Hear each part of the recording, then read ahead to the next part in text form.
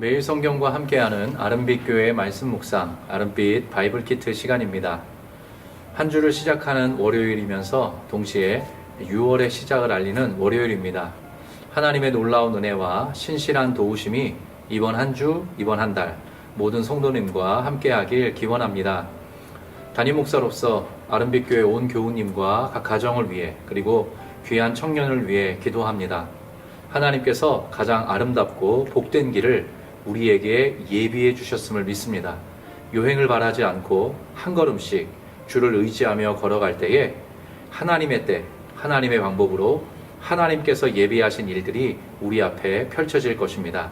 말씀 두 구절 인용해 드리겠습니다. 시편 땅을 돌보사 물을 대어 심히 윤택하게 하시며 하나님의 강에 물이 가득하게 하시고 이같이 땅을 예비하신 후에 그들에게 곡식을 주시나이다. 고린도전서 2장 기록된 바 하나님이 자기를 사랑하는 자들을 위하여 예비하신 모든 것은 눈으로 보지 못하고 귀로 듣지 못하고 사람의 마음으로 생각하지도 못하였다 함과 같으니라. 하나님께서 친히 예비하신 일들이 경탄할 만한 방식으로 여러 성도님 앞에 드러나길 간절히 기원합니다. 6월 한 달도 주 안에 힘을 내어 용기를 가지고 믿음을 사용하며 걸어가시길 빕니다. 6월 한 달은 구약 성경 역사서 중 하나인 역대상 말씀을 묵상합니다. 오늘 바이블 키트 시간에는 개괄적인 설명과 안내를 드리겠습니다. 오늘 함께 읽을 말씀은 역대상 2장 1절부터 15절까지입니다. 이스라엘의 아들은 이러하니 르우벤과 시므온과 레위와 유다와 이사갈과 스불론과 단과 요셉과 베냐민과 납달리와 갓과 아셀이더라. 유다의 아들은 에루와 오난과 셀라니, 이 세 사람은 가나안 사람 수아의 딸이 유다에게 낳아준 자요. 유다의 맏아들 에르는 여호와 보시기에 악하였으므로 여호와께서 죽이셨고, 유다의 며느리 다말이 유다에게 베레스와 세라를 낳아 주었으니 유다의 아들이 모두 5이더라. 베레스의 아들은 헤스론과 하물이요, 세라의 아들은 시므리와 에단과 헤만과 갈골과 다란이 모두 5사람이요. 갈미의 아들은 아갈이니 그는 진멸시킬 물건을 범하여 이스라엘을 괴롭힌 자이며 에단의 아들은 아사랴더라. 헤스론이 낳은 아들은 여라무엘과 람과 글로베라. 람은 암미나답을 낳고 암미나답은 나손을 낳았으니 나손은 유다 자손의 방백이며 나손은 살마를 낳고 살마는 보아스를 낳고 보아스는 오벳을 낳고 오벳은 이세를 낳고 이세는 맏아들 엘리압과 둘째로 아비나답과 셋째로 시므아와 넷째로 느다넬과 다섯째로 랏대와 여섯째로 오셈과 일곱째로 다윗을 낳았으며. 역대상은 성경 통독할 때 가장 큰 위기를 안겨주는 말씀 중 하나입니다. 이유는 1장부터 9장까지 어마어마하게 긴 족보가 등장하기 때문입니다. 아담, 셋, 에노스부터 시작하는 족보는 우리의 마음과 생각을 어지럽게 하기 충분합니다.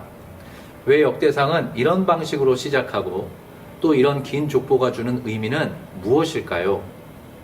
역대상과 역대하는 본래 한 권의 책입니다. 역대기라고 부를 수도 있습니다. 그 책을 상하 둘로 나누어 놓은 것이죠. 기록 시기가 중요합니다. 역대기는 바벨론 포로에서 귀환한 이후에 쓰였습니다. 학자들은 율법학자 에스라가 역대기의 저자일 것으로 추정합니다. 앞으로 내용을 찬찬히 읽고 또 묵상해 갈 텐데요.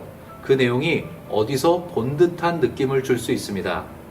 역대상은 1장부터 9장까지 긴 족보를 거론한 이후 10장부터 사울 왕과 다윗 왕 시기의 이야기로 넘어갑니다. 역대상 마지막인 29장은 다윗의 죽음과 솔로몬의 등극으로 채워져 있습니다. 역대하는 솔로몬의 통치, 왕국의 분열, 남왕국 유다의 역사, 남왕국의 멸망과 바벨론 포로 생활, 그리고 유다 백성의 귀환을 허락하는 고레스의 이야기 등의 순서로 기록되어 있습니다. 아까 기록 시기가 중요하다라는 말씀을 드렸습니다. 역대기는 바벨론에서의 오랜 포로 생활 끝에 귀환한 이스라엘 백성을 위해 쓰였습니다. 그들이 돌아와 마주한 예루살렘은 예전의 모습과 달리 황폐했고 때문에 백성의 삶은 버거웠습니다. 그런 흐름 속에서 역대기 저자 아마도 에스라는 아담으로부터 시작되는 하나님의 역사와 다윗으로부터 이어지는 다윗 왕조의 업적을 기술합니다. 즉 우리의 역사 속에 늘 함께 하셨던 신실하신 하나님을 역대기를 통해 담아내고 있는 셈입니다. 그래서 하나님께서 택하신 이스라엘 백성, 유다 백성이 하나님의 자녀 공동체로 살아갈 수 있도록 한편으로는 그들을 격려하고 다른 한편으로는 영적, 신학적 원리를 그들에게 제공하려는 목적으로 역대기를 기록한 것입니다.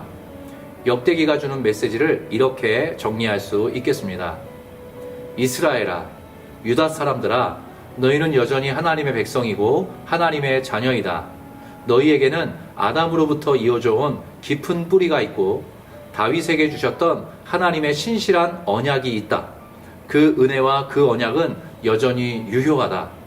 이스라엘아, 유다 백성아, 너희는 하나님의 자녀이다. 하나님의 신실하고 원대한 구원 계획 속에 있는 참으로 귀한 존재이다.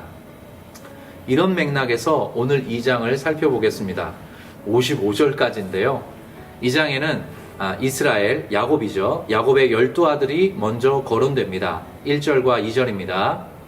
이스라엘의 아들은 이러하니 르우벤과 시므온과 레위와 유다와 이사갈과 수불론과 단과 요셉과 베냐민과 납달리와 갓과 아셀이더라.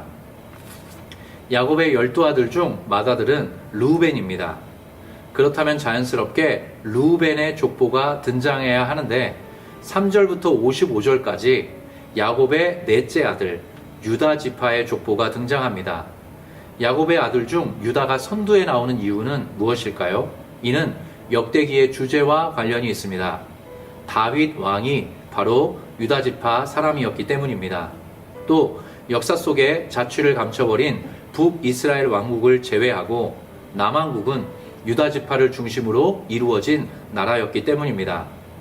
바벨론 포로기를 지나고 유다 땅 예루살렘으로 돌아온 남왕국 유다 백성 이스라엘 사람들에게 이 족보는 하나님의 전능하심과 신실하심을 상기시킵니다. 3절 유다의 아들은 에루와 오난과 셀라니 이 세 사람은 가나안 사람 수아의 딸이 유다에게 낳아준 자요 유다의 맏아들 에르는 여호와 보시기에 악하였으므로 여호와께서 죽이셨고 유다의 며느리 다말이 유다에게 베레스와 세라를 낳아 주었으니 유다의 아들이 모두 5이더라.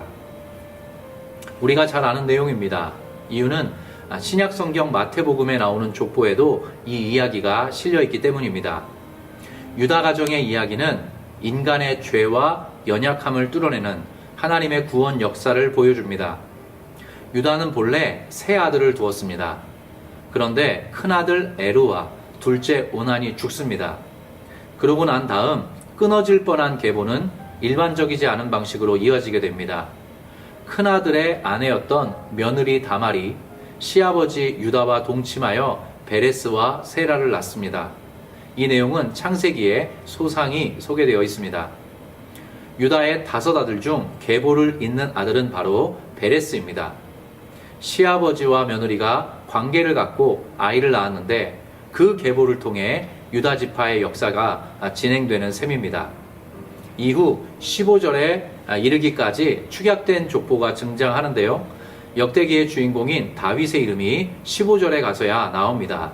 5절 베레스의 아들은 헤스론과 하물이요 세라의 아들은 시므리와 에단과 헤만과 갈골과 다란이 모두 5사람이요 9절 헤스론이 낳은 아들은 여라무엘과 람과 글로베라 람은 암미나답을 낳고 암미나답은 나손을 낳았으니 나손은 유다 자손의 방백이며 나손은 살마를 낳고 살마는 보아스를 낳고 보아스는 오벳을 낳고 오벳은 이세를 낳고 이세는 맏아들 엘리압과 둘째로 아비나답과 셋째로 시므아와 넷째로 느다넬과 다섯째로 랏대와 여섯째로 오셈과 일곱째로 다윗을 낳았으며 역대기 기자는 유다 지파를 강조합니다.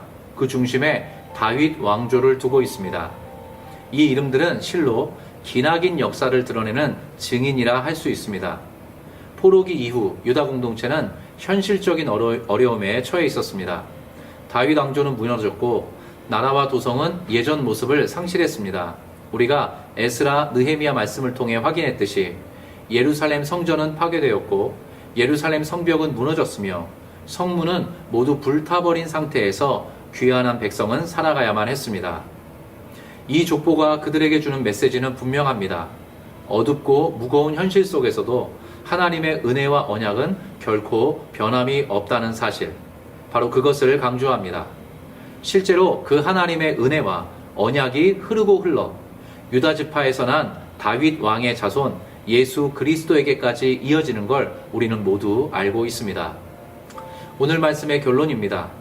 그리스도인들도 언제나 이 하나님의 은혜와 언약의 신실함을 마음에 새겨야 합니다. 하나님을 신뢰하고 그분을 의지하며 하루하루 걸어가야 합니다. 하나님께서 이토록 끈질긴 열심을 가지고 일해 오셨음을 확인하고 우리의 오늘과 내일을 그분께 맡길 수 있어야 합니다. 사랑하는 아름빛 성도님, 올 한 해와 앞으로의 인생 여정 속에 하나님을 빼고서는 설명할 수 없는 간증이 여러분의 삶에 나타나길 빕니다. 그 끝에 하나님의 은혜와 언약의 신실함을 맛보아 알게 되는 모든 성도님과 청년 여러분 되시길 기원합니다. 함께 기도하겠습니다. 하나님 아버지, 베풀어 주신 은혜와 사랑에 감사를 드립니다. 역대상 말씀을 새롭게 묵상하게 되었습니다. 이스라엘 역사 속에 드리워져 있는 하나님의 은혜와 언약의 신실함을 마음에 새깁니다.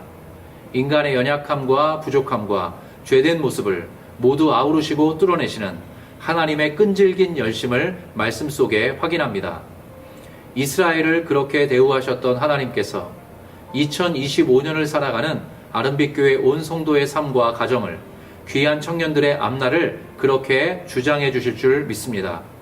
바라기로는 우리 모든 성도님과 가정에, 그리고 청년들의 인생 여정에 하나님을 빼고서는 설명할 수 없는 간증이 생겨나게 하옵소서.